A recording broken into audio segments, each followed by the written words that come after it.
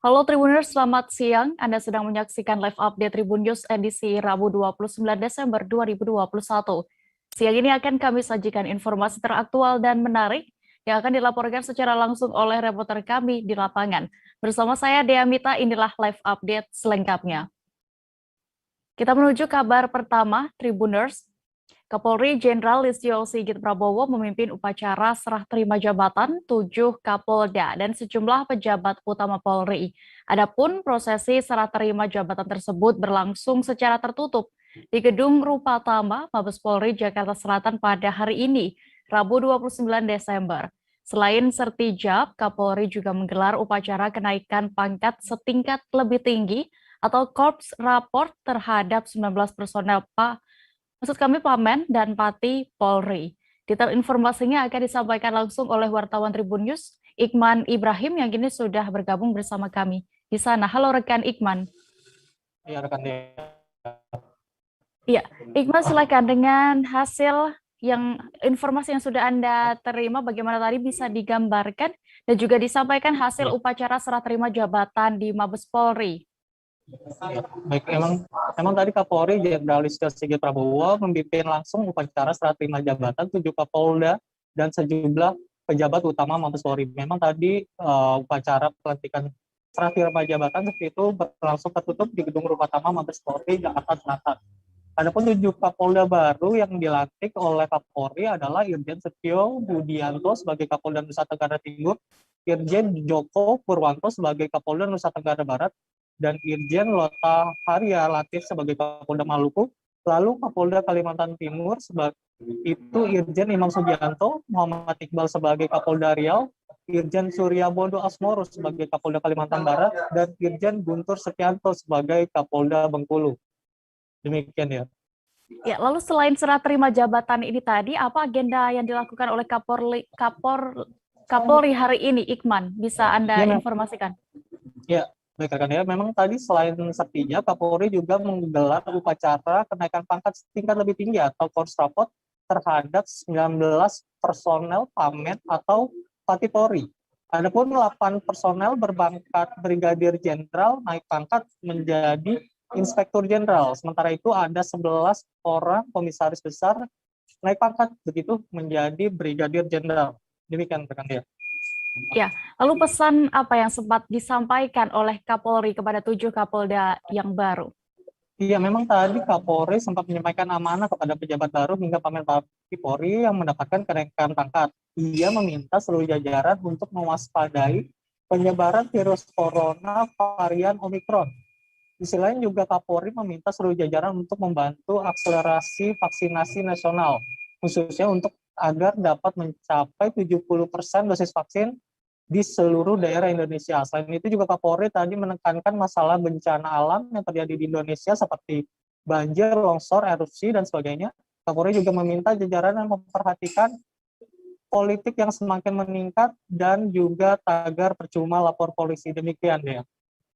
Baik, Tribuners, rekan Iqman juga sudah mendapatkan keterangan dari Karopenmas Divisi Humas Polri, Irjen Rusdi Hartono. Berikut keterangan lengkapnya kami tampilkan.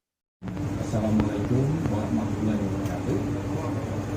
Selamat pagi, salam sehat untuk kita semua. Rekan-rekan sekalian, pada pagi hari ini, Bapak Kapolri memimpin serah terima jabatan beberapa pejabat utama Mabes Polri, yaitu Asop Kapolri dan juga Kaseskim Polri, dan beberapa Kapolda, Kapolda Riau, Kapolda Bengkulu, Kapolda NTT, Kapolda NTB, dan juga Kapolda Maluku melaksanakan serah terima pada hari ini. Di samping itu juga Bapak Kapolri menerima laporan kenaikan pangkat perwira tinggi Polri. Ada 7 perwira tinggi yang naik pangkat dari Brigadir Jenderal Polisi menjadi Inspektur Jenderal Polisi. Kemudian ada 11 dari pangkat Kombes menjadi Brigadir Jenderal Polisi. Dalam amanahnya ada beberapa hal yang Bapak Kapolri menekankan. Yang pertama tentunya ke depan kita mendekati daripada tahun baru. Tentunya tahun baru kali ini kita ketahui bersama masih dalam situasi pandemi. Apalagi sekarang sedang menjadi perhatian adalah virus Omikron itu sendiri. Oleh karena itu, Bapak Kapolri menekankan bagaimana pelaksanaan tahun baru ini dapat berjalan dengan aman, dengan damai, dan juga... Kita beralih ke Jawa Timur. Anggota jajaran Polsek Sawahan, Polrestabes Surabaya melakukan razia kendaraan bermotor di Jalan Tidar Sawahan. Razia ini merupakan agenda rutin terlebih saat ini dalam suasana libur Nataru. Belasan kendaraan roda 2 berknalpot brong yang melintas pun diberhentikan saat itu. Kabar lengkapnya akan disampaikan wartawan dari Tribun Jatim. Ada rekan Luhur Pampudi yang kini sudah terhubung bersama kami. Halo rekan Luhur. Halo, siang dia. Ya, selamat siang. Bisa Anda informasikan berapa jumlah motor yang terjaring razia atau operasi knalpot brong di kawasan Kecamatan Sawahan, Kota Surabaya ini, Luhur? Ya, jadi untuk kendaraan roda 2 yang terjaring razia knalpot brong oleh pihak anggota Polsek Sawahan Polrestabes Surabaya Polda Jatim ini sekitar belasan dia, karena prosesi kemarin ketika hendak razia memang masih berlangsung dan kayaknya akan berlangsung hingga hari ini hingga sampai pergantian tahun baru ya.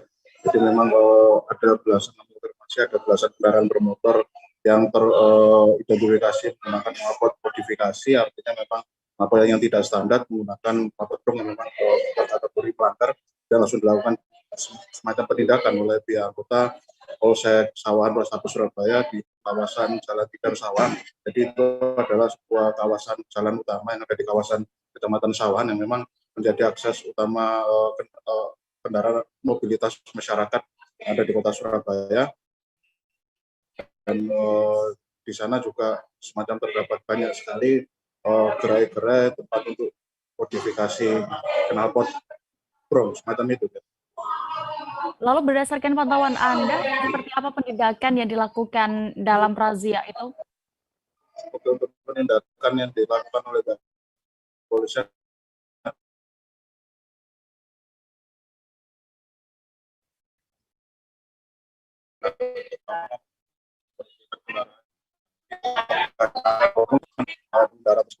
kemudian interaksi menganjurkan pada pengendara yang teridentifikasi menggunakan knalpot brong untuk segera dicopot knalpotnya, dan pihak kepolisian menyediakan fasilitas untuk pencopotan itu bekerjasama dengan sebuah bengkel ya di kawasan jalan itu untuk dan dilakukan semacam inisiasi pengerusakan untuk pengendara yang terjaring razia itu untuk segera mengganti knalpot modifikasi tersebut dengan knalpot standar sesuai dengan pabrikannya. Artinya memang knalpot yang tidak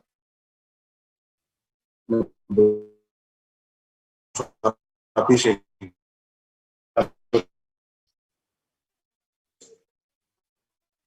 Ya, rekan Luhur, bisa Anda informasikan, kami juga sempat menerima bahwa ada beberapa dari motor yang terjaring razia ini melakukan modifikasi sengaja atau mengganti knalpot seperti itu. Bagaimana untuk tinjauan hukumnya?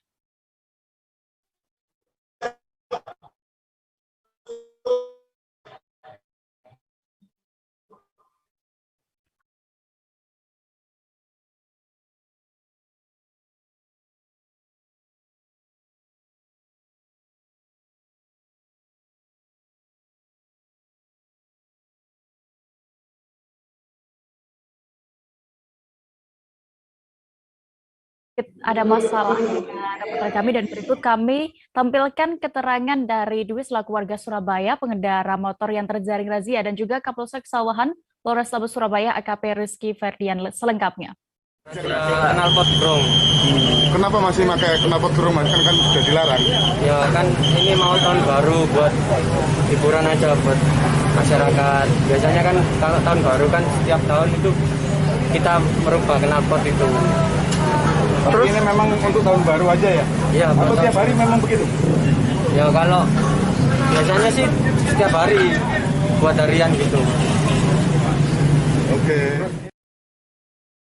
Ya menjelang tahun baru tentunya kita menginginkan situasi kondisi wilayah Surabaya agar tidak terjadi kebisingan.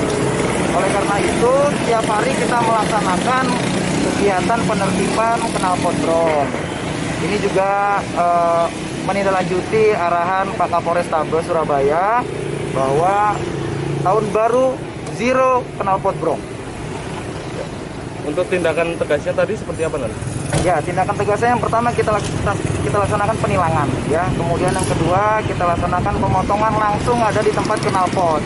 Karena kebetulan Jalan Tidar ini banyak sekali penjual knalpot. Itu pun sekaligus kita berikan himbauan agar tidak menjual knalpot brong.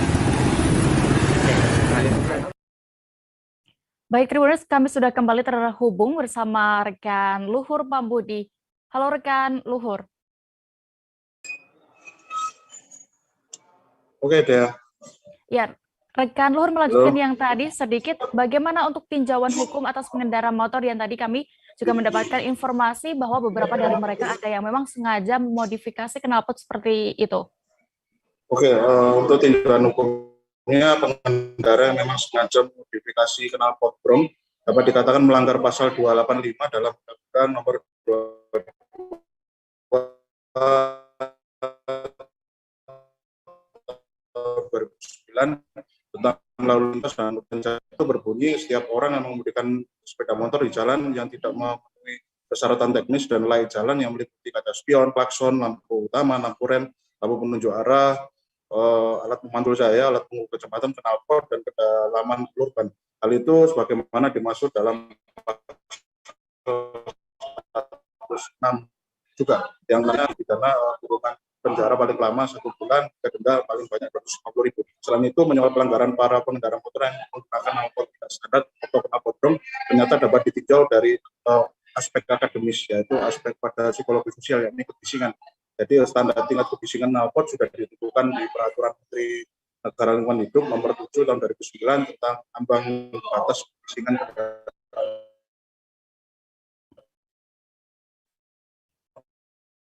Baik, terima kasih rekan Luhur Pambudi untuk laporan Anda langsung dari Surabaya. Selamat bertugas kembali.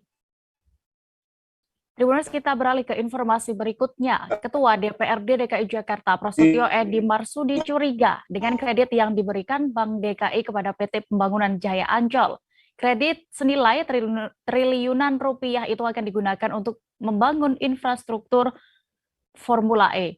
Pasalnya, sebagian dari pinjaman tersebut akan digunakan untuk revitalisasi sisi timur Ancol. Informasi lengkapnya akan disampaikan oleh rekan Dionysius Arya Bima Suci, jurnalis Tribun Jakarta yang kini sudah bergabung bersama kami di sana. Halo rekan Arya. Iya, halo Dea. Arya, bisa Anda informasikan untuk lebih jelasnya terkait apa sebenarnya temuan yang didapatkan oleh Ketua DPRD saat rapat kerja Komisi B bersama Bank DKI dan juga Ancol?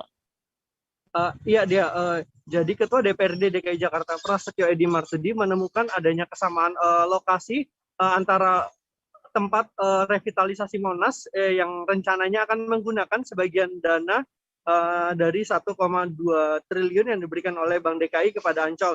Lokasi itu berada di gerbang sisi timur Ancol. Lokasi ini juga nantinya itu akan digunakan untuk balap Formula E, untuk pembuatan sirkuit Formula E, begitu Dea. Baik, bagaimana sikap Ketua DPRD sendiri terkait temuan tersebut? Ya Dea, jadi Ketua DPRD Prasetyo Edy Marsudi sendiri mewanti-wanti Pemprov DKI Jakarta dan mengingatkan agar dana tersebut tidak digunakan untuk ajang balap Formula E. Bila tetap nekat menggunakan uang dari kredit 1,2 triliun itu, maka Prasetyo akan mengancam akan melaporkan Pemprov DKI Jakarta kepada Bareskrim Polri, begitu Dea.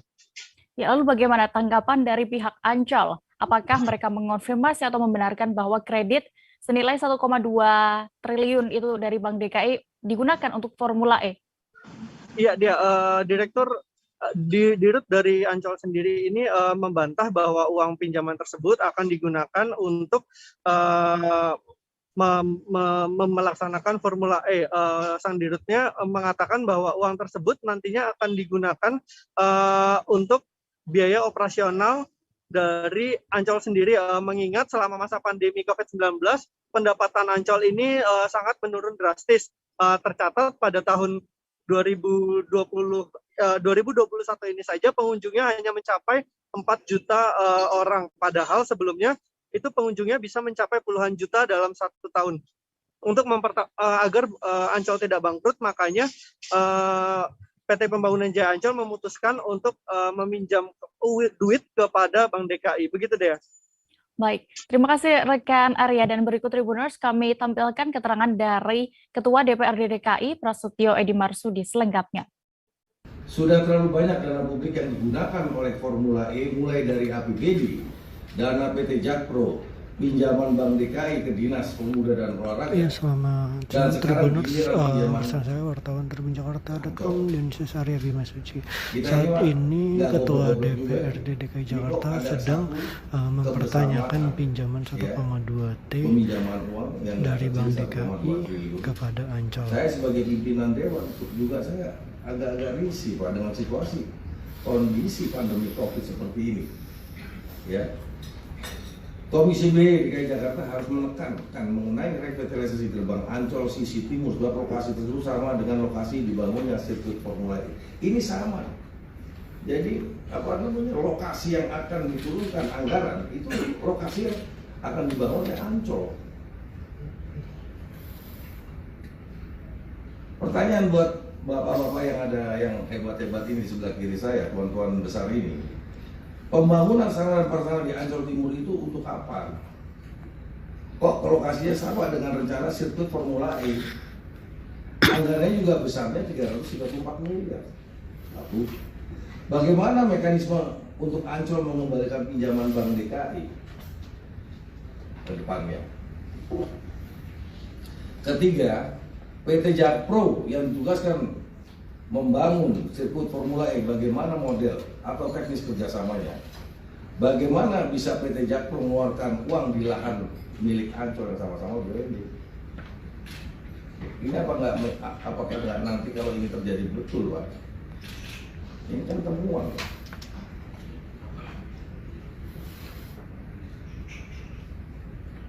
Ini saya risih lupa ini Pak, bukan saya sekali lagi untuk menolak adanya Formula E, coba diulang lah. Jangan semua emosional, situasi kita lagi defisit anggaran. Kalau bicara masalah Ancol, apa yang diterangkan oleh Direktur Keuangan tadi? Kita jeda sejenak Tribuners dan akan kembali sesaat lagi, tetaplah di live update. Oke, apa kabar Bang Arif sih di sini untuk strateginya? Kalau saya sendiri di Jumit 37 ini yang semalam baru mulai, saya udah pasti. Sebenarnya aku nggak ngerasa itu penangkapan atau penggerebegan atau apapun itu, karena gitu posisinya aku kriteria. Jadi kita mengenal disebut dengan stroke yang tidak berdarah dengan stroke yang berdarah. Stroke yang tidak berdarah itu biasanya ditandai dengan adanya penyumbatan. Kalau itu terjadi di sini mungkin pikirnya tidak ke situ kali ya, tapi kalau di Korea atau di Kamboja itu ada beberapa paper yang saya itu Mas, ya, dulunya tukang koran. Oh gitu ya. Tukang koran. Ya, saya baca itu Pak. Tuh kan pernah baca kan? Ya. Jadi kalau saya jadi pangdam itu udah bersyukur banget. Si anak ini dijadikan sebagai tersangka begitu. Ya, kalau ini kita bicara yang di luar kasus Situbondo ya. Dengan nama hujan shower, di mana terdapat batas jelas antara daerah hujan dan tidak hujan yang biasanya terjadi pada fase awal mature stage atau tahap berbahaya itu Kang. Jadi mulai artinya terjadinya perlembekan. Nah itu untuk penetrasi akan sulit begitu ya. Dok, saya ini menurut saya memang tidak mudah, bukan urusan tanah diambil. Kalau misalnya Amerika Serikat sekarang, Rasulullah mengatakan dalam sebuah hadis bahwa berpuasa di 6 hari Syawal itu. Oke, apa kabar Bang Arif sih di sini untuk strateginya? Kalau saya sendiri di Jumik 37 ini yang semalam baru mulai. Apa yang Saya dirasakan udah Kak Fernita? Sebenarnya aku nggak ngerasa itu penangkapan atau penggerebegan atau apapun itu. Karena gini loh, posisinya aku Kriteria. Jadi kita mengenal disebut dengan stroke yang tidak berdarah dengan stroke yang berdarah. Stroke yang tidak berdarah itu biasanya ditandai dengan adanya penyumbatan. Kalau itu terjadi di sini mungkin pikirnya tidak ke situ kali ya. Tapi kalau di Korea atau di Kamboja itu ada beberapa paper yang Saya itu mas, dulunya tukang koran. Oh gitu ya. Tukang koran. Ya, saya baca itu Pak. Tuh kan, pernah baca kan? Jadi kalau saya jadi pangdam itu udah bersyukur banget. Si anak ini dijadikan sebagai tersangka begitu. Ya, kalau ini kita bicara yang di luar kasus Bongombo ya. Dikenal dengan nama hujan shower, di mana terdapat batas jelas antara daerah hujan dan tidak hujan yang biasanya terjadi pada fase awal mature stage atau tahap Berbahaya dewasa. itu Kang. Jadi mulai artinya terjadinya perlembekan. Nah itu untuk penetrasi akan sulit gitu ya. Dok, saya ini menurut saya memang tidak mudah, bukan urusan tanah diambil. Kalau misalnya Amerika Serikat sekarang, Rasulullah mengatakan dalam sebuah hadis bahwa berpuasa di 6 hari Syawal itu. Oke, apa kabar Bang Ariski di sini untuk strateginya? Kalau saya sendiri di Jumik 37 ini yang semalam baru mulai. Apa yang Saya dirasakan udah Kak Fernita? Sebenarnya aku nggak ngerasa itu penangkapan atau penggerebegan atau apapun itu. Karena gini loh, posisinya aku Kriteria. Jadi kita mengenal disebut dengan stroke yang tidak berdarah dengan stroke yang berdarah. Stroke yang tidak berdarah itu biasanya ditandai dengan adanya penyumbatan. kalau itu terjadi di sini mungkin pikirnya tidak ke situ kali ya. Tapi kalau di Korea atau di Kamboja itu ada beberapa paper yang Saya itu mas, dulunya tukang koran. Oh gitu ya. Tukang koran. Ya, saya baca itu Pak. Tuh kan, pernah baca kan? Jadi kalau saya jadi pangdam itu udah bersyukur banget. Si anak ini dijadikan sebagai tersangka begitu. Ya, kalau ini kita bicara yang di luar kasus Bongombo ya. Dikenal dengan nama hujan shower, di mana terdapat batas jelas antara daerah hujan dan tidak hujan yang biasanya terjadi pada fase awal mature stage atau tahap Berbahaya dewasa. itu Kang. Jadi mulai artinya terjadinya perlembekan. Nah itu untuk penetrasi akan sulit gitu ya.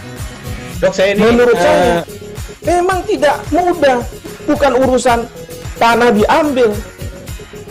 Kalau misalnya Amerika Serikat sekarang, Rasulullah mengatakan dalam sebuah hadis bahwa berpuasa di 6 hari Syawal itu. Oke, apa kabar Bang Ariski di sini untuk strateginya? Kalau saya sendiri di Jumik 37 ini yang semalam baru mulai. Apa yang Saya dirasakan udah Kak Fernita? Sebenarnya aku nggak ngerasa itu penangkapan atau penggerebegan atau apapun itu. Karena gini loh, posisinya aku Kriteria. Jadi kita mengenal disebut dengan stroke yang tidak berdarah dengan stroke yang berdarah. Anda masih menyaksikan live update Tribun News. Kita menuju informasi berikutnya. Masyarakat Kecamatan Gruwang Sabe, Aceh Jaya khususnya Desa Dayah Baru dihebohkan dengan penemuan kerangka manusia. Warga menduga kerangka manusia tersebut merupakan korban tsunami Aceh pada 26 Desember 2004 lalu. Penemuan tersebut diketahui oleh orang yang hendak menggali septic tank di kawasan tersebut.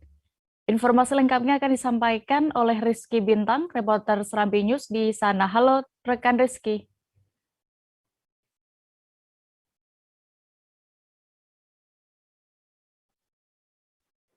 Halo rekan Dea. Ya, rekan Rizky, silakan dengan laporan Anda bagaimana diceritakan terlebih dahulu terkait kronologi awalnya penemuan kerangka manusia ini. Baik, rekan Dea. Kronologis dari penemuan kerangka manusia diduga korban tsunami Aceh pada tahun 2004 silam ini terjadi saat tukang penggali safety tank yang sedang hendak menggali pondasi untuk membuat safety tank di rumah milik saudara Tarkana yang berada di Gampong Dayah Baru, Kecamatan Gruwang Sabe, Aceh Jaya. Saat penggalian memasuki kedalaman 80 cm, si tukang gali ini menemukan sebuah tengkorak yang awalnya dikira sebagai batok kelapa. Kemudian setelah mengabaikan tengkorak tersebut, tukang gali safety tank ini kemudian menemukan sebuah bungkusan yang diduga merupakan gorden bekas rumah, di mana di saat gorden tersebut ditarik ditemukan beberapa kerangka manusia meliputi dari mulai gigi, tulang-tulang hingga beberapa bagian lainnya. Menemukan adanya kerangka tersebut, kemudian pihak pemilik rumah menghubungi aparatur desa untuk memastikan kerangka tersebut milik kerangka manusia ataupun kerangka hewan, begitu ya. Ya, lalu bisa Anda gambarkan seperti apa saat itu kondisi kerangka tersebut saat ditemukan? Baik deh, berdasarkan keterangan yang kita terima dari Tengku Sago di kampung tersebut, kondisi saat ditemukan kerangka tersebut sudah dalam kondisi yang tidak utuh lagi deh, di mana pada bagian tengkorak kepala hanya tersisa bagian atas saja, tidak ada bagian lain yang tersisa, hanya tempurung atas saja yang tersisa pada bagian tengkorak. Kemudian untuk posisi kakinya sendiri itu cuma tertinggal yang nampak itu tulang paha, ada 2 tulang paha yang nampak, dan kemudian untuk tulang rusuk dari kerangka manusia, kerangka diduga manusia itu sendiri sudah tidak nampak jelas lagi deh ya, hanya tersisa sedikit seperti itu deh ya. Terakhir, Rizky, lalu bagaimana untuk proses penyelidikan atau identifikasi itu? Apakah sudah ada informasi terbaru terkait kerangka tersebut? Apakah memang benar korban tsunami 2004 silam atau bagaimana? Baik deh, setelah adanya penemuan tersebut, pihak desa berkoordinasi dengan pihak kepolisian setempat untuk melakukan proses penyelidikan, di mana dalam keterangan yang kita terima bahwasannya itu dipastikan merupakan kerangka dari korban tsunami Aceh pada tahun 2004 silam, yang kemudian setelah memastikan itu bahwasannya itu merupakan kerangka korban tsunami Aceh, pihak desa langsung melakukan pengafanan hingga melakukan dikebumikan kerangka tersebut di kawasan desa itu, Dea. Baik, terima kasih rekan Rizky Bintang untuk laporan Anda dari Aceh. Selamat bertugas kembali. Kepala Badan Narkotika Nasional atau BNN Kota Dumai, AKBP Tamrim Parulian mengaku kecewa dengan minimnya pengungkapan kasus narkoba sepanjang tahun 2021 oleh institusi yang dipimpinnya. Total hanya 41,78 gram narkotika jenis sabu yang berhasil disita jajarannya. Hasil ini pun membuat pihaknya tak puas dan merasa belum maksimal dalam pemberantasan sindikat narkotika karena Dumai diketahui merupakan jalur favorit penyelundupan. Detail informasinya akan disampaikan oleh rekan Doni Kusuma Putra, wartawan dari Tribun Pekanbaru, yang kini sudah bergabung bersama kami. Halo, Doni. Ya, rekan Dea.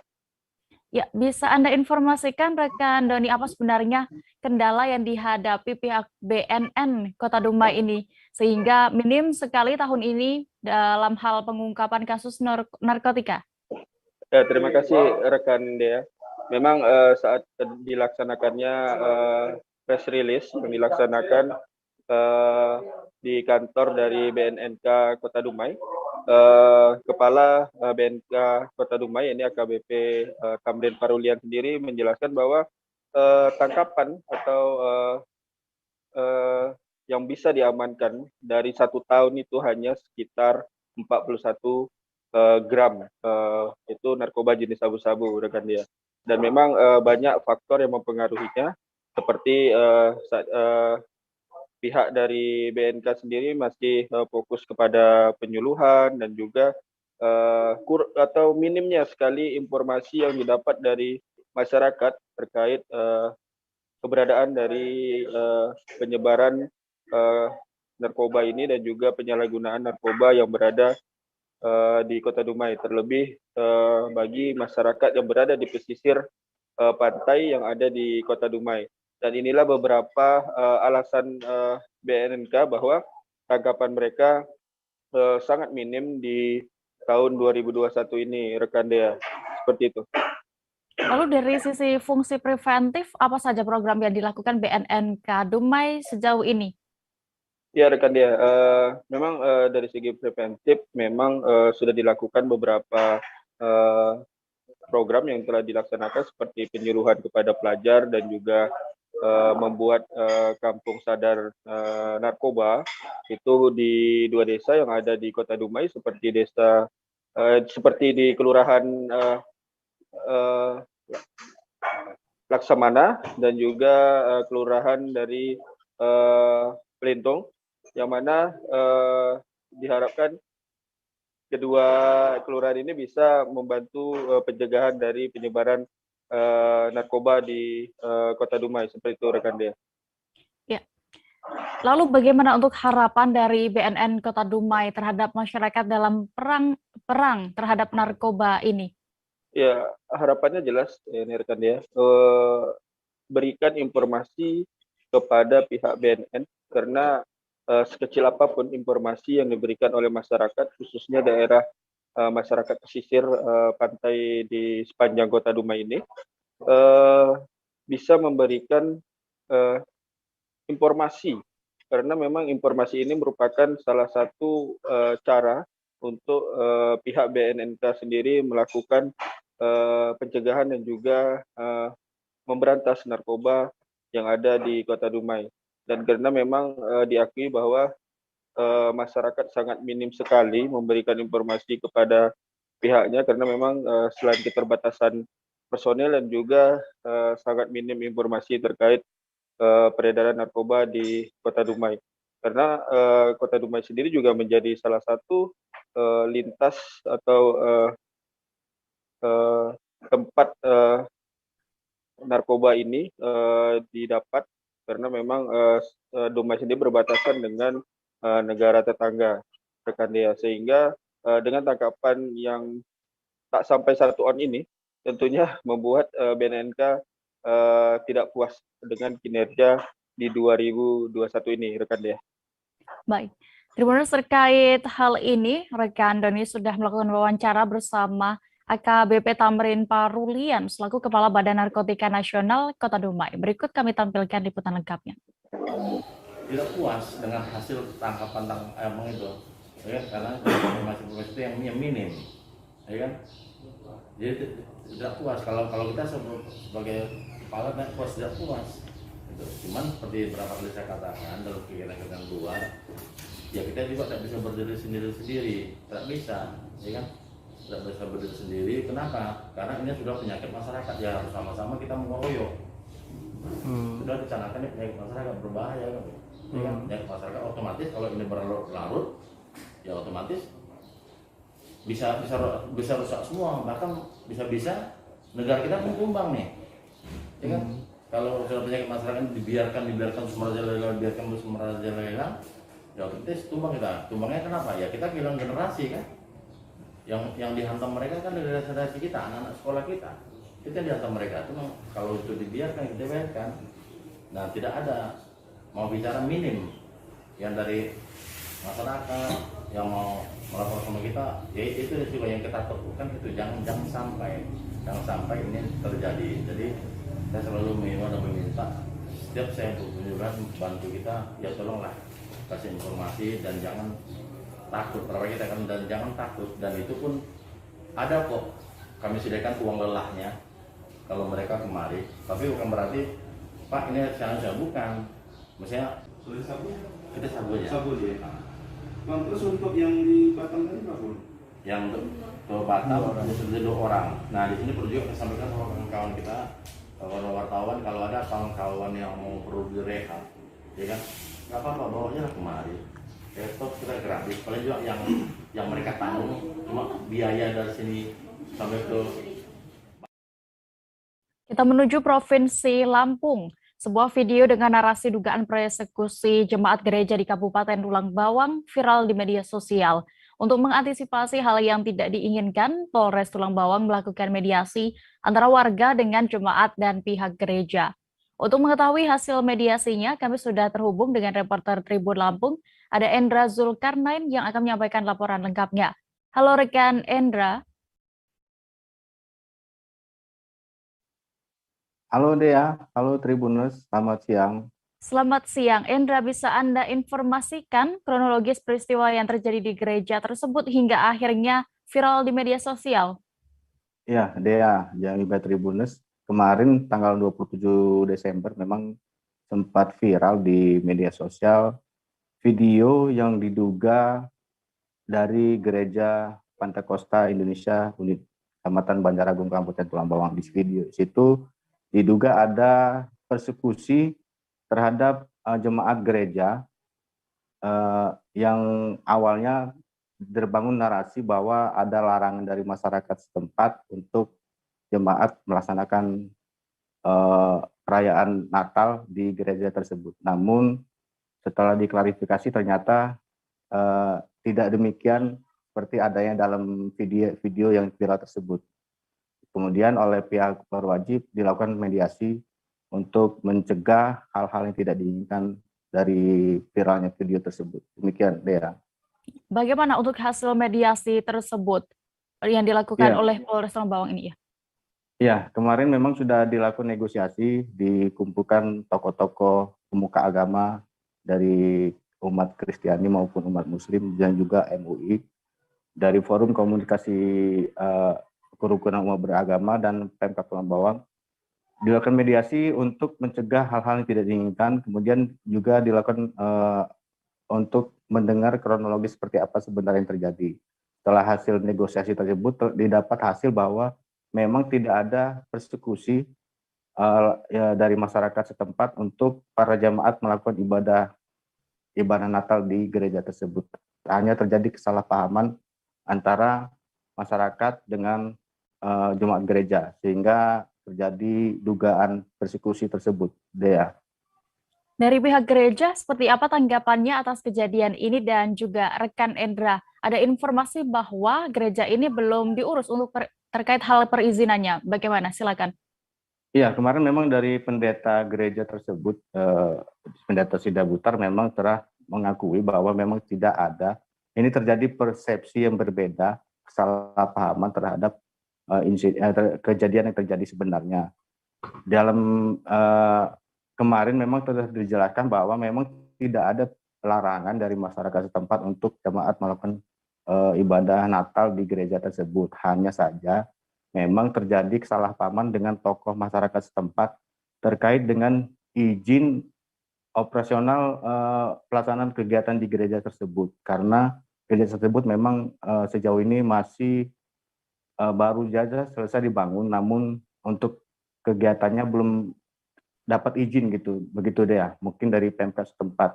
Kemudian oleh pihak Polres diberikan berikan waktu untuk melakukan penyelesaian terkait dengan izin penggunaan gereja tersebut, Dea. Baik, terima kasih rekan Endra Zulkarnain untuk laporan Anda langsung dari Tulang Bawang, Provinsi Lampung. Selamat bertugas kembali. Warahmatullahi wabarakatuh. Selamat siang, salam sejahtera untuk kita semua. Salam, Om Swastiastu, Namo Buddhaya, salam kebajikan. Tabi pun. Terima kasih rekan-rekan media yang sangat saya cintai dan saya banggakan. Pada kesempatan yang berbahagia ini, saya bersama Pak Dandim, Pak Asisten 1, perwakilan Kanwil Kementerian Agama Provinsi Lampung, Ketua Kemenak, Kepala Kemenak Kabupaten Tulang Bawang, Ketua MUI, Ketua FKUB Kabupaten Tulang Bawang, Pak Pendeta Pak Bambang, kemudian Pendeta Pak Paulus, Pendeta Antoni, dan Pak Pendeta Sidabutar. Kesempatan ini saya sampaikan bahwa situasi keamanan dan Kamtibmas di Kabupaten Tulang Bawang aman, damai, dan tentram.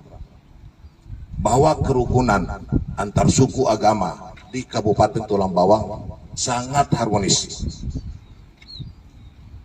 Terkait dengan permasalahan Gereja Pantekosta Indonesia di Kampung Banjar Agung, Kecamatan Banjar Agung, Kabupaten Tulang Bawang, perlu saya sampaikan bahwa pada tanggal 25 Desember 2021, anggota saya dari Polsek Banjar Agung bersama-sama dengan anggota Pak Dandim dari Koramil Banjar Agung melakukan pengamanan di Gereja Pantekosta Indonesia, Kampung Banjar Agung. Seorang pria di Kabupaten Polewali Mandar, Sulawesi Barat nekat menganiaya istrinya hingga meninggal dunia. Peristiwa ini terjadi di Desa Puliwani, Kecamatan Tubi Taramanu, Kabupaten Poleman pada Selasa 28 Desember kemarin. Pelaku berinisial J menganiaya dengan cara memarangi istrinya berinisial S menggunakan senjata tajam. Lebih lengkapnya akan disampaikan rekan Hasan Basri, jurnalis Tribun Sulbar yang kini sudah bergabung bersama kami di sana. Halo rekan Hasan. Halo ya. Rekan Hasan, bisa Anda informasikan terlebih dahulu bagaimana awal mula hingga pelaku ini nekat menganiaya istrinya hingga meninggal dunia? Ya, baik.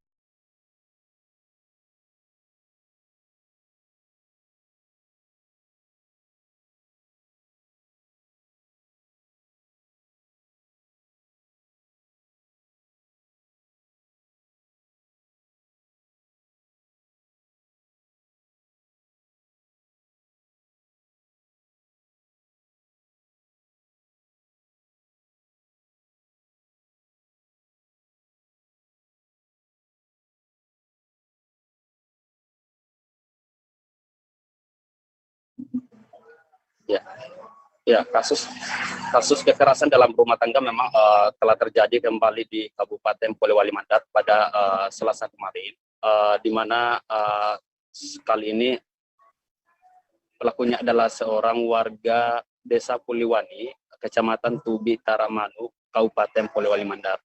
Pelaku berinisial JD ini menganiaya istrinya berinisial SA sehingga sampai meninggal dunia.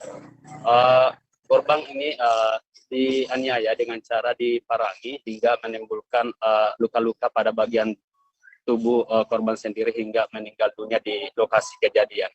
Adapun kronologis kejadian sendiri ini antara korban dan pelaku ini sempat diawali cekcok.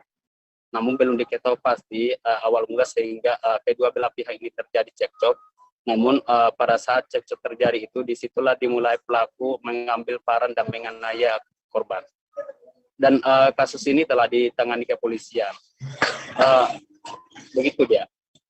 Ya, rekan Hasan, setelah pelaku ini juga sudah diamankan, berdasarkan informasinya, apakah sudah diketahui motif penganiayaan tersebut? Dari konfirmasi pihak kepolisian, sampai sejauh ini belum diketahui pasti apa motifnya karena pelaku sendiri saat ini sementara kritis di rumah sakit karena setelah kejadian, setelah kasus pembunuhan tersebut, pihak keluarga almarhum juga melakukan aksi balas dendam dengan membacok si pelaku ini sehingga mengalami luka di sekujur tubuhnya seperti pada bagian punggung, kepala, dan pergelangan tangan. Dan korban hingga pelaku sampai saat ini masih dirawat di Rumah Sakit Polewali Mandar. Sementara untuk pelaku penganiayaan sendiri terhadap JD ini telah diamankan di Mapolres Mandar. Gitu dia. Baik, Tribuners, terkait kasus ini, rekan Hasan sudah melakukan wawancara bersama AKBP Agung Budi Laksono selaku Kepala Kepolisian Resor Polewali Mandar. Berikut kami tampilkan liputannya. Pak, terkait kasus penganiayaan KDRT yang terjadi di sekitar itu seperti apa kronologinya? Saat ini kita dalam penyelidikan, ya alhamdulillah pelaku sudah kita amankan. Kita dihentikan cepat 12 jam sudah, antara 3 jam sudah kita ungkap. Ada 2 pelaku sebenarnya. Yang pertama ini kasusnya KDRT, sehingga mengakibatkan meninggal dunia. Kemudian saudara C ditanya saudara W, mengapa istrinya dibunuh. Nah, kemudian dilakukan tindakan penganiayaan kepada saudara J terhadap B. Jadi yang diduga pelaku ada 2. Kita sudah amankan pelaku pertama, saat ini kritis. Kita sudah lakukan upaya untuk bawa ke rumah sakit. Tindakan kepolisian untuk menyelamatkan yang diduga pelaku sudah kita lakukan. Kemudian olah TKP dan mengambil keterangan saksi-saksi, melakukan visum, kita amankan TKP, dan saat ini kita sudah amankan pelakunya. Kalau motif dari pelaku pertama sehingga melakukan penganiayaan terhadap istrinya Pak itu? Sementara masih kondisi kritis, jadi masih kami kembangkan penyelidikan, ya. Kita lengkapi semua penyelidikan ini, kemudian naik penyidikan sehingga pelaku bisa kita lakukan tindakan kepolisian dan kita sesuai aturan. Korban dianiaya sehingga meninggal ini dilakukan dengan cara apa ini Bang? Saat kronologis kejadian itu suaminya melakukan penganiayaan dengan kekerasan menggunakan benda tajam jenis. Satu unit speedboat mengalami gangguan mesin di perairan antara Kabupaten Maluku Tengah dan Kabupaten Seram bagian Barat pada Selasa 28 Desember kemarin. Alhasil speedboat rute yang melayani rute Dusun Ketapang menuju Desa Hitu Maluku Tengah terombang-ambing di tengah laut. Speedboat itu diketahui mengangkut 31 orang. Dan bagaimana kabar terkininya akan disampaikan rekan Andi Papalia, wartawan Tribun Ambon yang sudah siap dengan laporan lengkapnya. Halo rekan Andi. Ya, halo rekan Dea dan juga Tribuners. Baik, rekan Andi, bisa Anda informasikan dari 31 korban yang ada di dalam speedboat tersebut, apakah seluruhnya berhasil diselamatkan? Ya, Dea dan juga Tribuners, perlu saya sampaikan bahwa telah terjadi insiden gangguan mesin salah speedboat di perairan antara perairan Maluku Tengah dan juga Seram bagian Barat pada Selasa 28 Desember 2021 kemarin. Untuk seluruh penumpang yang berada dalam speedboat tersebut sebanyak 31 penumpang.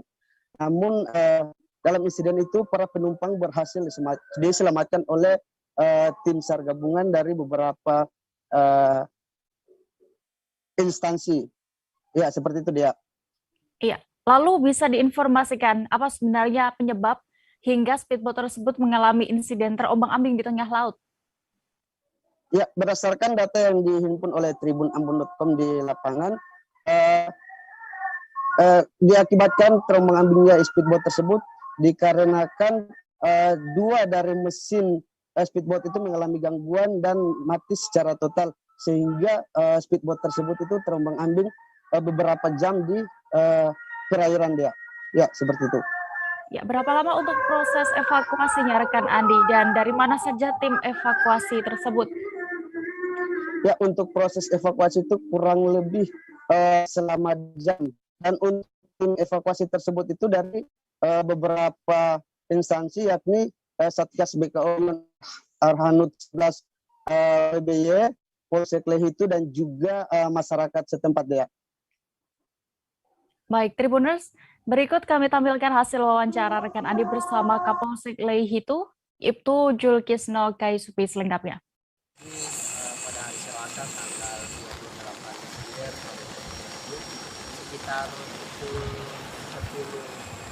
10.00 tadi ada salah satu teman yang dari Seram, yaitu Dusun Ketapang, mengikuti arah menuju Desa Hitu, Kabupaten Maluku Tengah, itu menggunakan speed yang mana dalam perjalanannya setelah sampai di pertengahan antara Hitu dengan Ketapang, dengan kondisi cuaca laut itu ombak besar, hujan dan juga angin kencang, hingga gelombangnya sangat besar. Dan penumpang yang teman saya itu tumpangi itu tiba-tiba mesinnya itu mati, tiga mesinnya mati dan mereka terombang-ambing. Dan menurut mereka tadi sudah ada air yang masuk juga di speed sehingga mereka semuanya panik.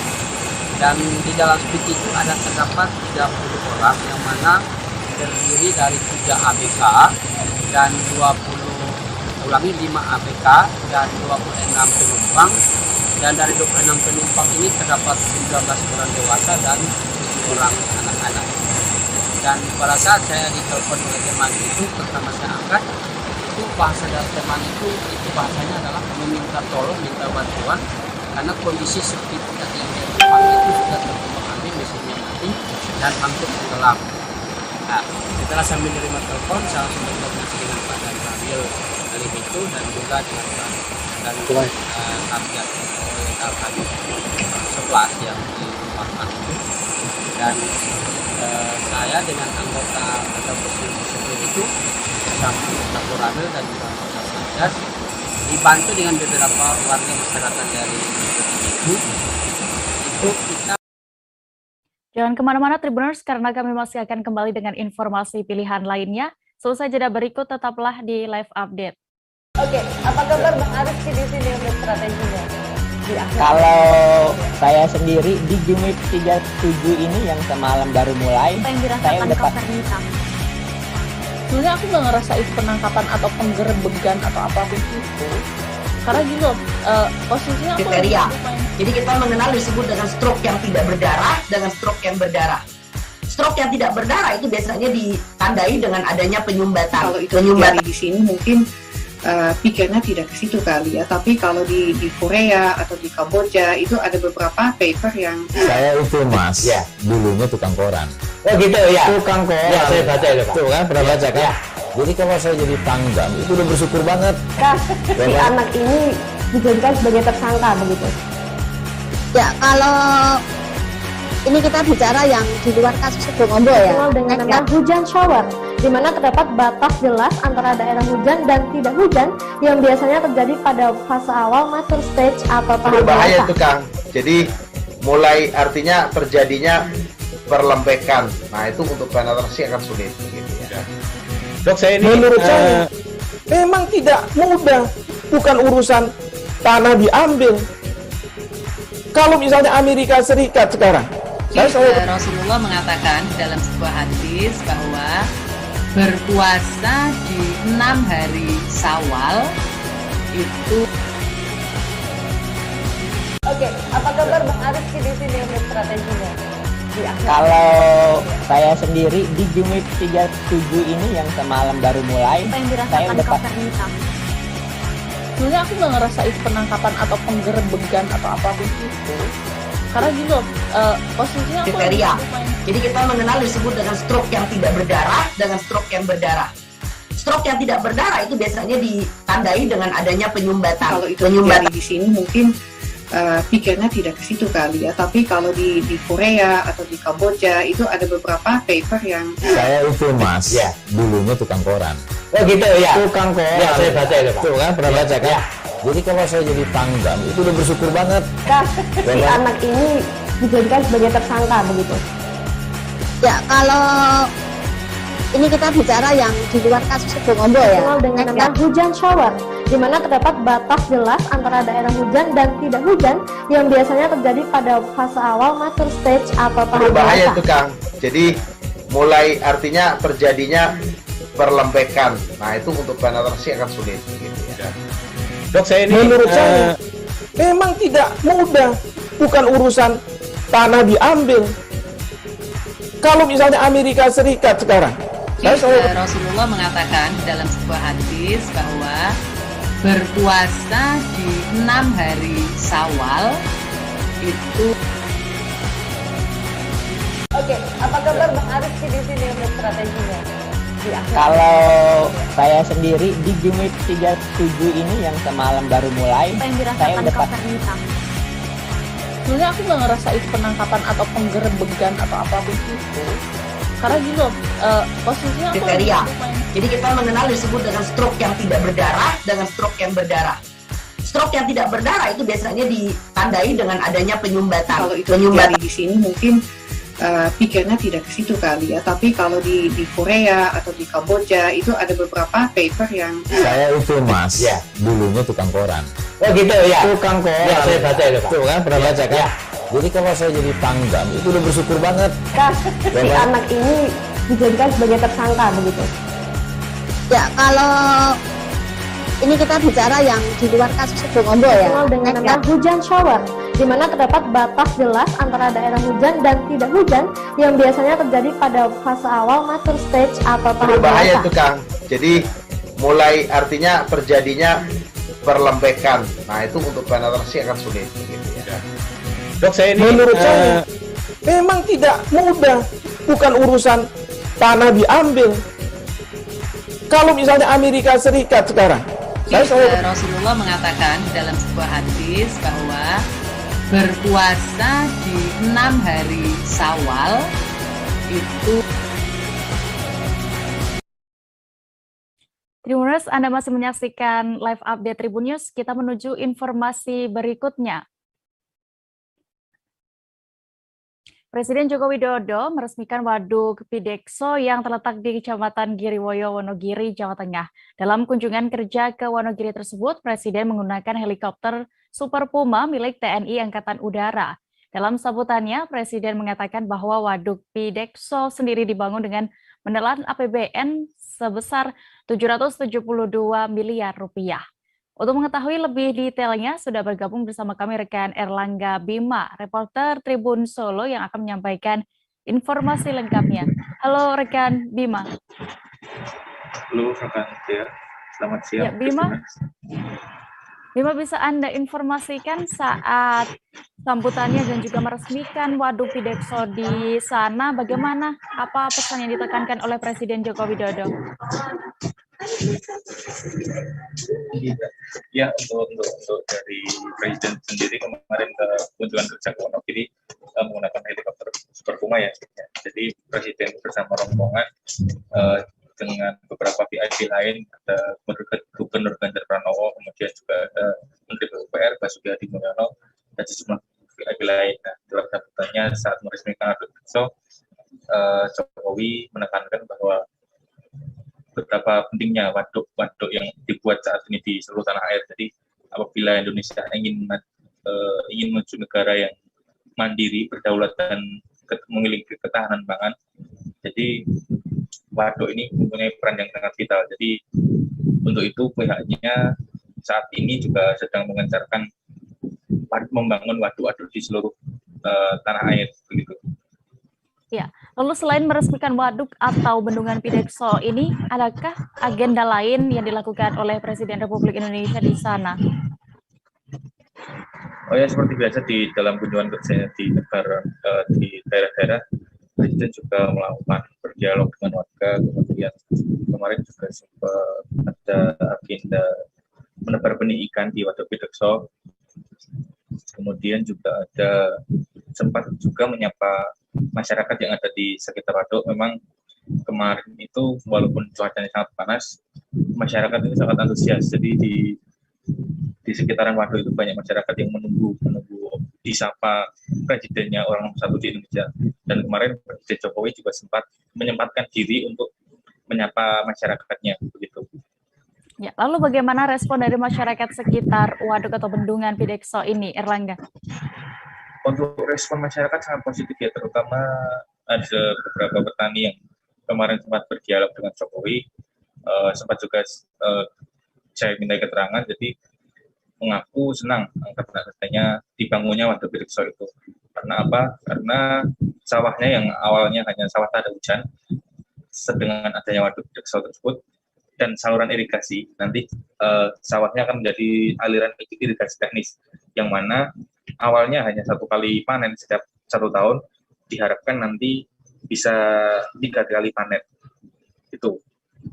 Kemudian juga ada peningkatan sektor pariwisata di sana, nanti akan juga digunakan untuk pariwisata. Tentunya masyarakat sangat menyambut baik dengan adanya dan diresmikannya bendungan dan Waduk Pidekso tersebut. Itu dia. Baik, terima kasih rekan Erlangga Bima. Dan berikut Tribuners, ada keterangan dari Muji, salah satu petani yang sempat berdialog dengan Jokowi. Kami tampilkan liputannya.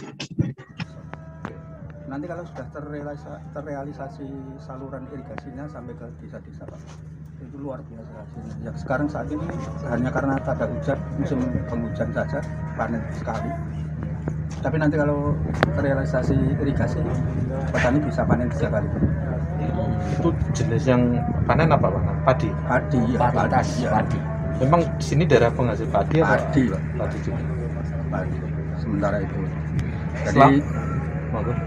Jadi terus Pak Presiden nanyakan bibit yang paling unggulan apa di sini? Saya menyampaikan ya ada Sihirang, ada PP, ada varietas lain-lain, tapi yang sementara ini PP sama Sihirang.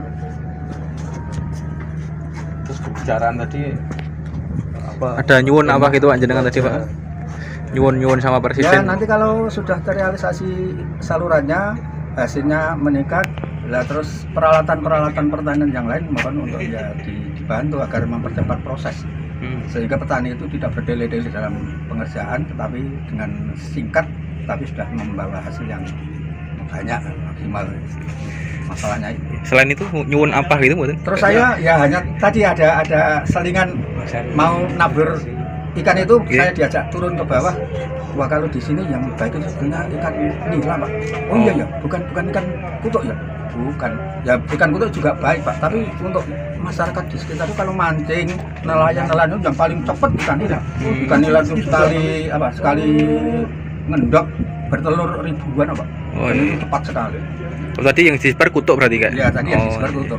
Itu ya nanti akan saya koordinasikan dengan Pak Bupati. Oh, bilangnya gitu Pak Jackson. Siap. Ya mudah-mudahan apa yang disampaikan juga, andai kata tidak, Pak Bupati saya sudah luar biasa Pak. Pak JK.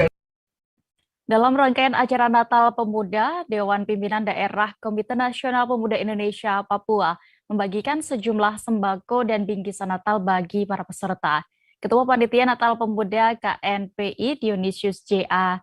Deda mengatakan bahwa pembagian sembako tersebut untuk memaknai perayaan Natal dengan tema menjalin persaudaraan. Kini kami sudah tersambung dengan Aldi Bimantara, jurnalis Tribun Papua yang akan menyampaikan informasi bagaimana jalannya acara tersebut. Silahkan rekan Aldi. Ya, halo Dea dan juga Tribuners, terima kasih. Dan memang benar sekali dilaporkan dari Jayapura, Papua, ini terkait dengan acara Natal Pemuda yang digelar oleh KNPI Papua di Hotel Grand AB di Distrik AB Pura, Kota Jayapura, Papua. Dea dan juga Tribuners, ini dilangsungkannya Natal Pemuda ini dilangsungkan dengan berjalan dengan penuh hikmat begitu ya, dan dipimpin langsung oleh pendeta. Dan dalam penyampaiannya, Ketua Panitia Natal Pemuda KNPI Dionysius J.A. Deda mengungkapkan bahwa di dalam Natal Pemuda kali ini difungsikan untuk merajut kebersamaan kembali dalam momen perayaan Natal dan juga menyongsong Tahun Baru 2022. Dea. Ya, dalam Natal Pemuda KNPI kali ini di Jayapura, Aldi, adakah pesan khusus yang disampaikan oleh Ketua Panitia di sana? Ya, baik Dea dan juga Tribuners, memang pesan khusus sendiri dari Ketua Panitia Natal Pemuda KNPI Dionysius J.A. Deda dalam penyampaiannya, dirinya memang mengatakan bahwa makna dari Natal Pemuda kali ini di mana tujuannya untuk merajut kembali sesama pengurus ataupun anggota dari KNPI Papua yang memang sempat renggang, namun ini dengan adanya Natal Pemuda ini diharapkan dapat memaknai momen perayaan Natal ini dengan lebih bermakna lagi dengan cara berbagi kasih begitu. Dea. Ya, Aldi, lalu bagaimana cara mereka atau dari KNPI Papua sendiri memaknai Natal tahun ini? Ya, memang Dea dalam penyampaiannya, Ketua Panitia Natal Pemuda KNPI Dionysius J.A. Deda mengatakan bahwa makna Natal tahun ini memang mengadopsi dari Natal tema Natal nasional, yakni kasih Kristus yang menggerakkan persaudaraan, dan memang dirinya menitik beratkan pada hal berbagi begitu ya, sesama persaudaraan, mengikatkan lagi tali persaudaraan begitu antar sesama umat beragama. Dan uniknya Dea dan juga Tribuners, Natal Pemuda yang diselenggarakan oleh KNPI di Jayapura kali ini memang tidak hanya melibatkan dari pengurus KNPI di Papua saja, namun juga ini melibatkan para santriwan-santriwati dari panti asuhan juga, kemudian dari umat muslim juga yang terlibat dalam acara Natal Pemuda oleh KNPI di Hotel Grand AB di Distrik AB Pura, Kota Jayapura, Papua ini. Dea. Baik, Tribuners, rekan Aldi juga sudah melakukan wawancara bersama Ketua Panitia Natal Pemuda KNPI Papua, Dionysius J.A. Deda terkait hal ini. Berikut kami tampilkan selengkapnya. Malam hari ini kami menyelenggarakan perayaan Natal DPD KNPI Provinsi Papua sesuai dengan hasil rapat pleno pada tanggal 11 bahwa Natal DPD KNPI Provinsi Papua dilakukan hari ini tanggal 28 hari Selasa Desember 2021. Nah, perayaan ini dalam rangkaian kegiatan perayaan Natal selain kunjungan itu dilakukan perayaan momentumnya malam hari ini melibatkan semua OKPI, perwakilan asrama dan pemuda-pemudi. Juga kami undang perwakilan panti asuhan untuk mengikuti ibadah perayaan pada malam hari ini. Perayaan ini juga dihadiri oleh pengurus karateker maupun karateker kabupaten kota dan juga korwil yang sudah hadir malam hari ini. Sesuai dengan tema Natal yang dikeluarkan melalui perayaan ini, momentum perayaan ini saya berharap juga kepada semua pengurus KNPI baik yang ada di level provinsi maupun kabupaten kota untuk bersama-sama merajut kembali persaudaraan, kemudian meluruskan kembali semua agenda-agenda organisasi, terutama tentu saja untuk Kota Jayapura kita berharap ada kepengurusan definitif. Bantuan sendiri sudah kami salurkan dalam kegiatan sebelumnya yaitu kunjungan kasih. Ini malam hari ini kita hanya menyalurkan beberapa OKP yang belum kami sampaikan dan juga kami hanya salurkan secara simbolis malam hari ini untuk GMKI, untuk HMI dan juga panti asuhan. Itu yang malam ini kami sampaikan secara Kabar berikutnya datang dari Kalimantan Utara. Pria berinisial E hanya bisa tertunduk malu dan tak berkutik saat diperlihatkan di hadapan media dalam rilis Satreskrim Polres Tarakan terkait kasus pencabulan. Tak tanggung-tanggung, korbannya mencapai 12 anak yang usianya masih di kisaran duduk di bangku SMP. Diduga pelaku merupakan penyuka sesama jenis, pasalnya rata-rata korban didominasi berjenis kelamin laki-laki. Detail informasinya akan disampaikan oleh rekan Andi Pausiah, wartawan Tribun Kaltara yang kini sudah bergabung bersama kami di sana. Halo rekan Andi.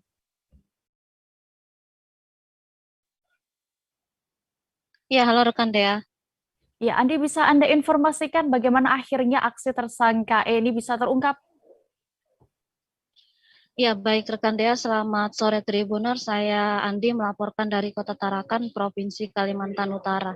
Ya, benar pada hari Senin tanggal 2 Desember 2021 kemarin, Polres Tarakan menggelar rilis pers di mana terkait kasus pencabulan yang melibatkan satu warga Tarakan berinisial E. Adapun pria ini tercatat sebagai warga yang menghuni Kelurahan Pamusian dan dikatakan Kapolres Tarakan AKBP Pilol Praja Artadira, memang aksi tersangka E ini sendiri baru terkuak di akhir tahun ini. Itu setelah adanya laporan yang masuk dari orang tua korban pada beberapa hari lalu. Adapun tersangka E ini adalah seorang karyawan swasta yang bekerja di salah satu perusahaan di Kota Tarakan. Dan memang benar setelah dari Satreskrim Polres Tarakan menerima informasi dari keluarga korban, segera melakukan tindak lanjut dan melakukan penangkapan kepada korban. Hasil interogasi, kepada pelaku. Hasil interogasi tersangka E mengakui bahwa benar ia melakukan kegiatan pencabulan terhadap korban-korban tersebut. Dan setelah diinterogasi awal, total ada sekitar 12 korban yang sudah dicabuli oleh tersangka E ini. Demikian rekan Dea. Ya, dari informasi yang Anda dapatkan, rekan Andi, bagaimana tersangka E selama ini melakukan aksi bejatnya tersebut? Ya, baik rekan Dea. Adapun tersangka E ini sendiri dalam melakukan aksinya sendiri, memang dia menggunakan sarana media sosial yakni Facebook dan menyamar seolah-olah akun Facebook yang merupakan palsu tersebut adalah dimiliki oleh akun Facebook seorang perempuan. Namun sebenarnya ini hanya untuk menjerat korban. Dan caranya sendiri, modus operandinya sendiri untuk menjerat korban, yakni mengajak berkenalan. Setelah korban diajak berkenalan, kemudian calon korban sendiri mengirim gambar atau video shoot. Kemudian setelah mendapatkan video atau foto shoot sendiri, disitulah foto dan video shoot itu yang dijadikan alat untuk mengancam korban-korbannya. Sementara itu demikian rekan Dea. Iya, Andi, lalu terkait dugaan bahwa pelaku ini diduga merupakan penyuka sesama jenis, bagaimana kebenarannya dan juga tindak lanjut dari pihak kepolisian ataupun instansi terkait sejauh ini? Apakah sudah diterapkan juga pasal yang dikenakan oleh pelaku atau tersangka ini, Andi? Iya rekan Dea, dikatakan Kapolres Tarakan AKBP Pilol Praja Artadira yang didampingi oleh Kasat Reskrim Polres Tarakan Ibtu Muhammad Aldi sendiri, benar memang setelah dilakukan interogasi diduga pelaku sendiri memang menyukai sesama jenis. Adapun dikatakan Kapolres Tarakan AKBP Pilol Praja Artadira, tersangka dikenakan pasal 82 ayat 1 KUHP, di mana ini masuk dalam kategori tindak pidana pencabulan dan juga dijuntokan dalam pasal 76E Undang-Undang Nomor 17 Tahun 2016 pengganti Undang-Undang Nomor 1 2016 perubahan kedua Undang-Undang Nomor 23 Tahun 2002 tentang perlindungan anak. Adapun dari hasil interogasi kepada tersangka sendiri, memang itu modus-modus yang digunakan kepada korbannya semuanya serupa. Dan sampai saat ini juga terhadap korban-korban sudah dilakukan pendampingan. Dari 12 korban, baru 2 yang sudah melakukan pelaporan kepada Polres Tarakan. Ia juga mengimbau Kasat Reskrim Polres Tarakan mengimbau agar korban-korban lainnya segera melakukan pelaporan agar bisa segera ditindaklanjuti. Demikian rekan Dea. Baik, rekan Adi, dan berikut Tribuners kami tampilkan keterangan dari Kapolres Tarakan terkait kasus ini. Ada AKBP Pilol Praja Artadira dengan keterangan lengkapnya. 27 pukul 12.24 kami dari Polres Tarakan melaksanakan kegiatan press release terkait tindak pidana pencabulan bagaimana diatur dalam pasal 82 ayat 1 KUHP, ditunjukkan kepada pasal 76 huruf E Undang-Undang Nomor 17 Tahun 2016 tentang perlindungan anak. Hal ini berawal dari kita terima laporan oleh SPKD Polres Tarakan, adanya laporan oleh seseorang korban di mana melaporkan bahwa telah terjadi tindak pidana pencabulan. Berdasarkan dari laporan tersebut, kemudian dari Satreskrim Polres Tarakan menindaklanjuti dan dalam prosesnya berhasil kita amankan seseorang dengan inisial E berusia 25 tahun. Beliau ini berprofesi sebagai karyawan swasta di salah satu perusahaan di Kota Tarakan. Dari hasil setelah kita amankan saudara tersebut, kemudian kita lakukan pemeriksaan terhadap yang bersangkutan, bahwasanya ada pengakuan dari yang bersangkutan bahwasanya memang saudara ini benar melakukan tindak pidana pencabulan tersebut, dan dalam pengakuannya saudara ini telah melaksanakan kegiatan pencabulan tersebut, pengakuan dia sebanyak 12 kali. Dan baru 2 korban yang telah PT Hulama Karya merampungkan pembangunan bendungan Ladongi yang terletak di Kabupaten Kolaka Timur, Sulawesi Tenggara. Berkolaborasi dengan PT Bumi Karsa, bendungan pertama di Sulawesi Tenggara ini pun diresmikan langsung oleh Presiden Republik Indonesia Joko Widodo pada Selasa 28 Desember kemarin. Bendungan Ladongi yang dikerjakan dalam 2 paket ini kini siap untuk menyuplai air irigasi seluas 3.604 hektar lahan pertanian di sekitar Kolaka Timur. Dan informasi lebih detailnya sudah bergabung bersama kami, reporter Tribun News Ultra ada Armanto Sepu yang akan menyampaikan laporan lengkapnya. Halo rekan Arman. Halo rekan Dea, selamat siang Arman, semua. Selamat siang. Bisa Anda gambarkan bagaimana untuk situasi Bendungan Ladongi setelah diresmikan Presiden Jokowi? Ya, baik rekan Dea, perlu kami informasikan kepada seluruh Tribuners bahwa Selasa kemarin Presiden Joko Widodo meresmikan Bendungan Ladongi yang terletak di Desa Atuwatu, Kecamatan Ladongi, Kabupaten Kolaka Timur. Kedatangan Jokowi pada saat itu menggunakan kendaraan helikopter kepresidenan dikawal dengan helikopter TNI Angkatan Darat dan helikopter TNI Angkatan Udara. Kedatangan Presiden juga ditemani langsung oleh Pramono Anung dan Bahlil Lahadalia dan serta Gubernur Sulawesi Tenggara Bapak Ali Masih serta anggota DPR RI Ridwan Bae. Ya, setelah diresmikan oleh Presiden Joko Widodo, sejumlah warga yang ada di Kolaka Timur langsung datang mengunjungi bendungan tersebut, di mana bendungan ini merupakan bendungan pertama yang ada di Sulawesi Tenggara. Bahkan terlihat dari pantauan kami, sejumlah warga melakukan aksi foto-foto di spot-spot yang telah disediakan di Bendungan Ladongi ini.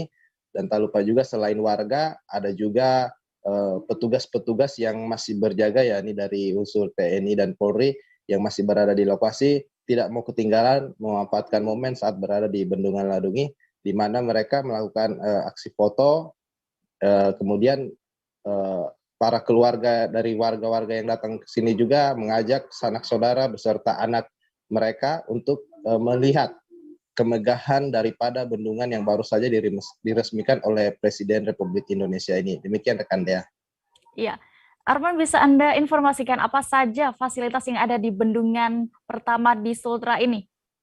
Ya, kami informasikan juga bahwa fasilitas yang tersedia di bendungan ini cukup mumpuni, di mana ada sebuah musola atau masjid yang disediakan di bagian atas bendungan, kemudian ada beberapa kamar mandi yang disediakan juga, serta rencananya lokasi bendungan ini akan dijadikan sebagai objek wisata di Kolaka Timur, sehingga nantinya dimungkinkan akan ada fasilitas baru yang dihadirkan oleh pengelola, diantaranya kayak seperti perahu yang bisa digunakan oleh para pengunjung untuk berjalan-jalan atau memutari waduk yang ada di Bendungan Ladongi ini.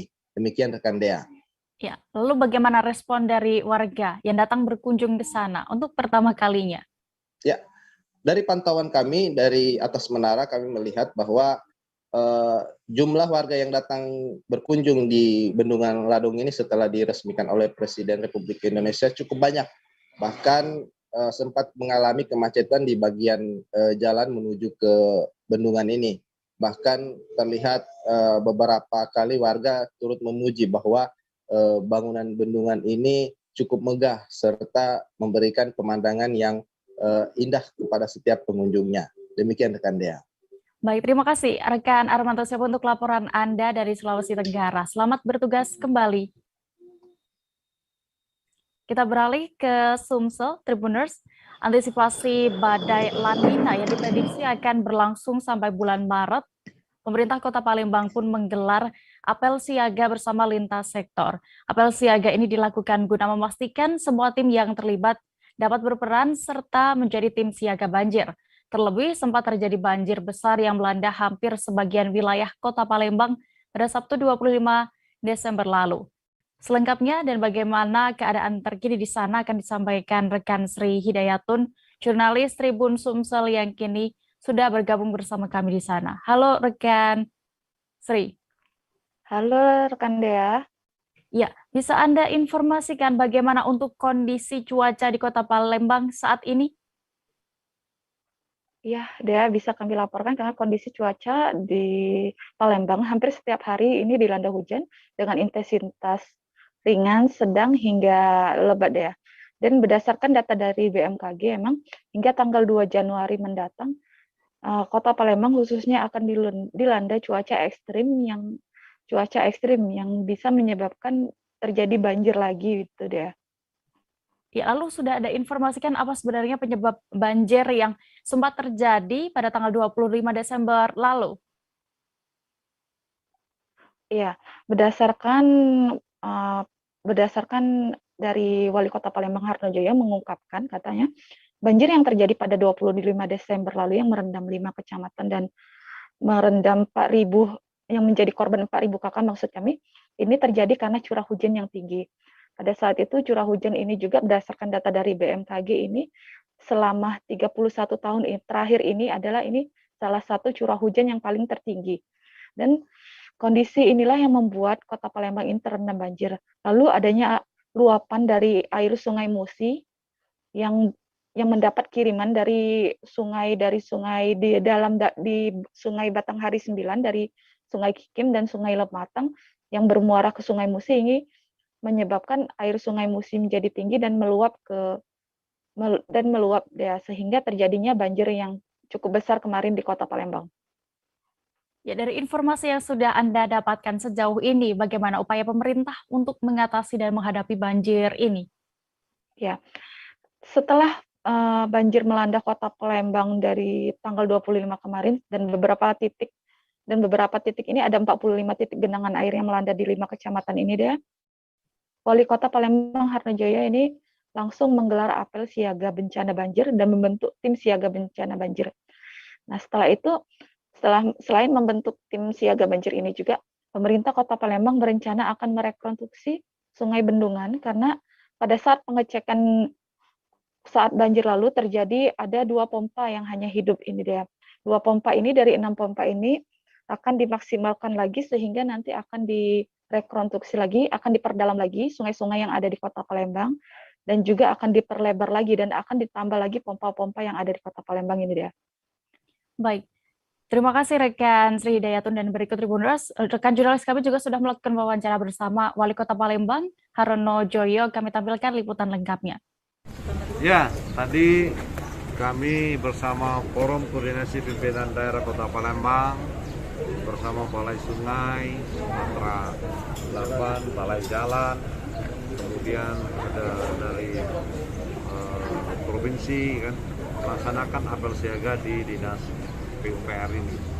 Ini saya kira momentumnya sangat baik sekali karena kita akan menghadapi badai La Nina yang diperkirakan sampai bulan Maret. Tentu curah hujan akan cukup tinggi. Melihat dengan kejadian tanggal 25 kemarin bahwa curah hujan ini juga menurut BMKG adalah curah hujan yang cukup besar sepanjang 31 tahun. Ya. Jadi kondisi banjir di Kota Palembang tentu karena daerah hulu kita di 9 Batanghari bahkan di paling hulu sekali di Kepayang ini curah hujan cukup tinggi ya, sehingga semua curah hujan masuk ke Sungai Musi ini. Jadi dengan kondisi Palembang ya paling bagian hilir, nah pasang terjadi, kita juga hujan yang cukup tinggi, inilah genangan yang terjadi. Tapi kami terus berupaya, nah hari ini diantaranya dengan kesiapan kita akan memaksimalkan semua infrastruktur kita terkait dengan pengendalian banjir ini, paling tidak akan